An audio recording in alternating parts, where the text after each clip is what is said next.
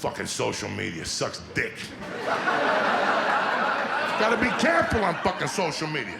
Twitter asks you what? What's happening? I can live with that. That's okay. Facebook, those dirty motherfuckers. They ask you what's on your mind. That's a different fucking question, okay? Nobody ever tells you what's really on their fucking mind unless they don't want no fucking friends, okay? If you don't want friends like Roseanne, tell people what's on your mind on fucking Facebook. You won't have no fucking friends. A lot of these sites, you just like YouTube, you got people giving thumbs up, thumbs down that are just not qualified. Because I was on YouTube. All right, Beethoven's Fifth Symphony. Dun, dun, dun, dun, dun, dun, dun, dun, like the most famous song of all time. 10,000 dislikes on YouTube. I'm not kidding. That many people are like, your music stinks, bro. And I know music. I'm from Tampa. Thumbs down. You guys seem young. Who's under 25? A round of applause. Under 25. Yeah, you guys are dorks. Let me explain why. You're the first generation ever to have fewer sexual partners than their parents, you fucking dorks.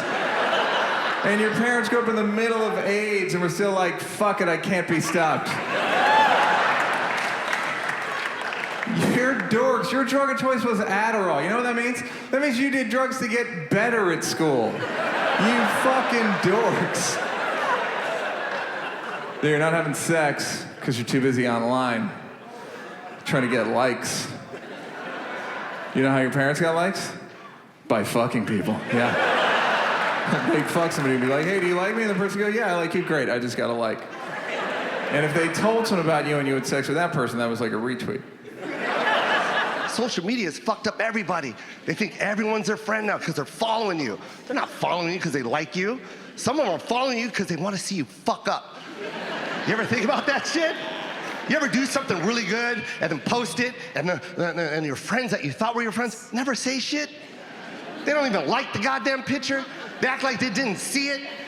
You know they fucking saw it. You know they fucking saw it, but they act like they didn't. Those aren't your friends. Those are fucking crabs. Get rid of them. It's easy. Delete. Delete, delete, delete. You'll end up with 5 friends. You'll end up with 5 friends. It's probably your fucking family members. And 2 of them hate you too. But I'm at a bit of a crossroads in my life, you guys, because I'm 25 and I don't want to party, I don't want to hook up, and I guess I'm not ready to get married. So what is left for me to do? Judge people, exactly. So I was on Facebook this week, just making sure my family's still racist, and that's a joke, I don't have to check. And I saw that a girl I went to high school with just got back from her honeymoon, and she posted that she's gonna be taking a break from social media. Have you guys seen people do this? Yeah, these like heroes of the internet. Their big announcement, just hear ye, hear ye. I will be taking a break from social media, #brave. It's like, dude, nobody wanted to see a picture of your sandwich on Wednesday. No one's gonna miss it on Friday, all right? Also, why are you posting about the fact that you're gonna stop posting soon? That's like toasting to the fact that you're gonna quit drinking in the morning. You're not off to a great start, sweetheart.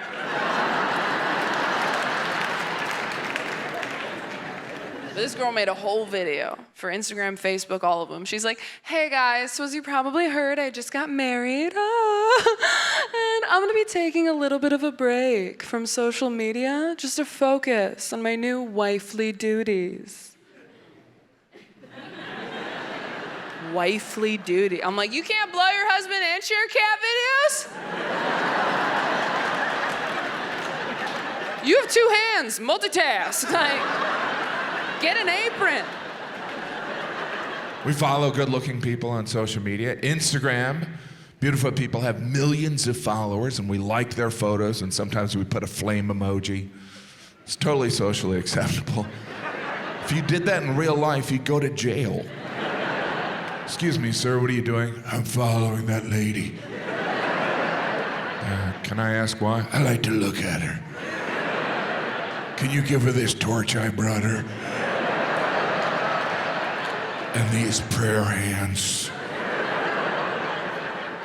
Everyone's got to settle down with the prayer hands emoji. The overuse is ridiculous. You get a text from a friend, see you at dinner, prayer hands. No prayer hands. Are you not going to make it?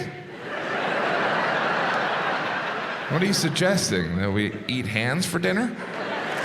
But the world is getting worse, and I blame the beginning of its demise on social media. Because Twitter and Facebook, that's where this ridiculous notion bred, right, and became stable, that it was more important to be popular than right, right? Everything was like me, agree with me. It falls into two tribes. Oh, I don't agree with them, so I'd block them, right? And now, in this post-truth era, people don't care about the argument. They don't look at the argument. They say, who's saying the argument? No, they're not on our side, right? It's ludicrous, okay? And it also bred this ridiculous notion, we've always had, my opinion is worth as much as your opinion. But now we've got, my opinion is worth as much as your fact, which is nonsense. I get tweets from people saying, well, I believe the Earth is 6,000 years old. Well, I believe you're a fucking idiot then, right? You can't have an opinion on the age of the Earth, right? You can have your own opinions, but you can't have your own facts, right? But it was all about being popular, right? And even politicians picked up those symptoms. Politicians tweet now, they want to be popular. We had a referendum about Brexit because they were passing the buck. They didn't want to make a mistake. So, and the other thing is this ridiculous thing of, oh, let's ask the average person what they think. Let's stop asking the average person do you know how fucking stupid the average person is?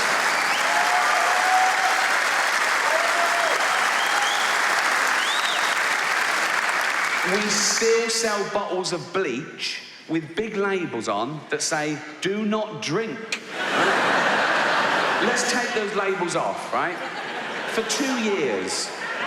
And then have a referendum.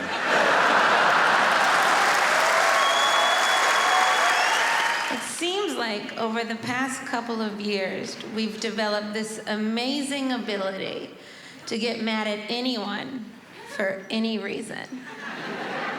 Like, I saw otters in real life, which was very exciting for me. I love otters, big fan. So I post about it on Instagram, because that's how you prove that life happens. And then this woman responds to me. She was like, you know, I used to love otters too. But then my husband told me that otters rape baby seals. I just thought you should know. Be better. Okay. Couple things. What's going on with your marriage? How is that where you're at conversationally? He wanted to ruin otters for you. He had to look up that fact. It's true, by the way. But he had to look that up. That's not something they're just giving away on planet Earth. He had to do a deep dive. Much like that otter did it to the seal. No, don't you start groaning already! But also, she told me this because she thought she knew me. She's like, I'm a fan of yours, and you're a comedian, which must mean you're a good person. So I know once you hear this fact about otters, you will change your tune. You'll be on the right side of history. You definitely won't use this in a bit. Otters rape baby seals. I thought you should know. You don't know me.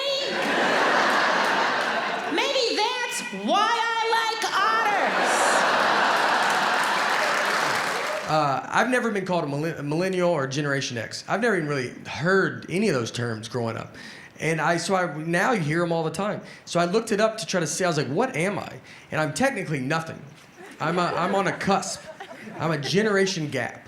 And what we are called Zennials, or we're called the Oregon Trail generation, or we are called, my favorite name is the lucky ones. And it's true, we're very lucky. We actually grew up in two different worlds. When I was a kid, I grew up like it was the 50s. Like you would go outside and your parents just didn't know where you were. We went to school and played Oregon Trail on a computer at school. No one had a computer at home. It's like, what are you, a zillionaire? Like, I mean, you could. But then in high school, I had AOL. You know, we had a computer at home. Then I got a beeper, and then I got a cell phone. I didn't have social media until I was 26 with MySpace. You know, I mean, social media, like, whatever I did in high school is a rumor. It can't ruin my life. My dad's on Facebook. I don't know if anybody has a parent on Facebook, but it's very upsetting. He's extremely active.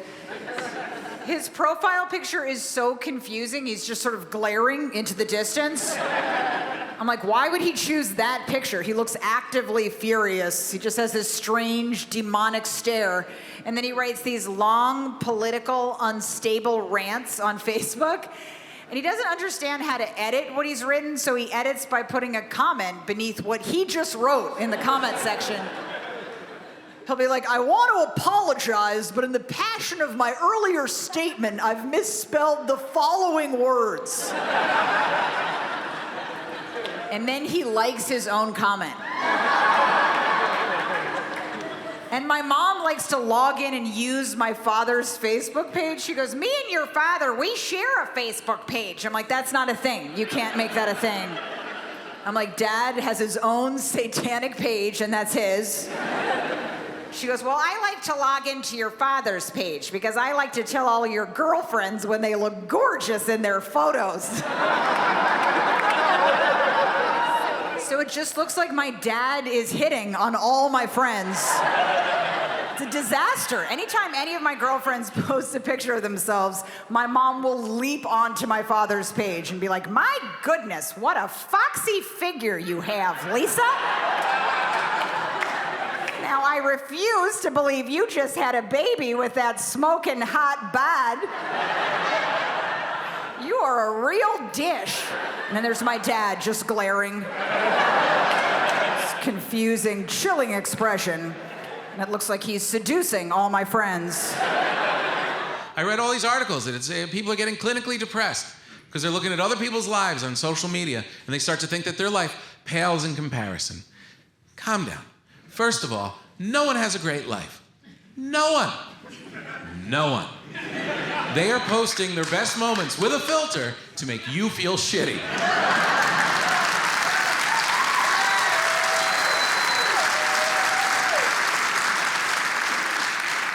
Look at us at the Eiffel Tower. Suck it, guys.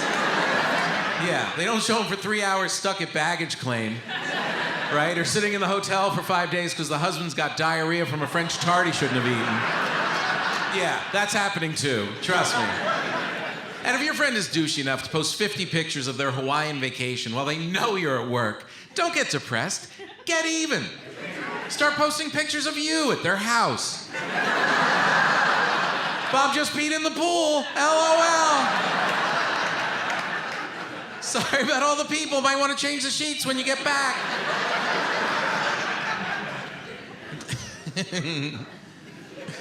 What are we doing to ourselves with this social media? What are we doing? These are people I chose to follow. My friends and family. And I never get off Instagram or Facebook and think, wow, good for everyone. No, I want them all to die. When I'm on Instagram, I feel like I'm in a traffic jam with everyone I know. You know, when you're in traffic, you're like, screw you, look at this jerk off, get out of my way. That's how I am on Instagram. Oh, we're partying again. They're alcoholics, that's what they are. Oh, they're in love. No, they're not. He cheated on her last year, I know it. Social media, I gotta get off. I'm addicted. It's like cigarettes in the 50s, you know? Like everyone's doing it so no one realizes it's killing us. But I guarantee you 10 years from now, the commercial's like, I used to Instagram 3 times a day. If you don't understand that joke, it's because you're in your 20s. And in the early 90s, there was an anti-smoking campaign where to get people to stop smoking, they put a lady with a hole in her throat on national television to traumatize an entire generation into not smoking. And it worked, because I vape now. That shit was brilliant, man. It was such a smart plan. So happy. And I was at a store the other day, and these two girls were having a conversation, and I could not believe what it sounded like. This is literally what it sounded like. They were like, oh my God, Chelsea, you're not gonna believe it, but like I was on Instagram the other day and I posted the most amazing video because like I went to Sephora and I had my makeup done and it was like unbelievable because like, I looked so good and like nobody commented and nobody did anything and I couldn't believe it because I looked so amazing. Like everyone's upset about the war, but like the war isn't happening here, so like who cares about the war? I don't care about the war. And sometimes I'm on Instagram and I put the same video on TikTok and everybody said that and sometimes and the other girl's like, oh my god, you should have called me or texted me. I'm your best friend. Like how would you call me? So I killed them. I fucking killed them. I know. I did. I killed them. Yeah, I've been watching you all night. You're fucking tweaking without your phones. I like the phones. I'm talking to you right now. He can't even record this moment. Did it even happen? You have to remember it in your mind like a fucking loser. What's the most amount of likes you've ever gotten on a photo? 86.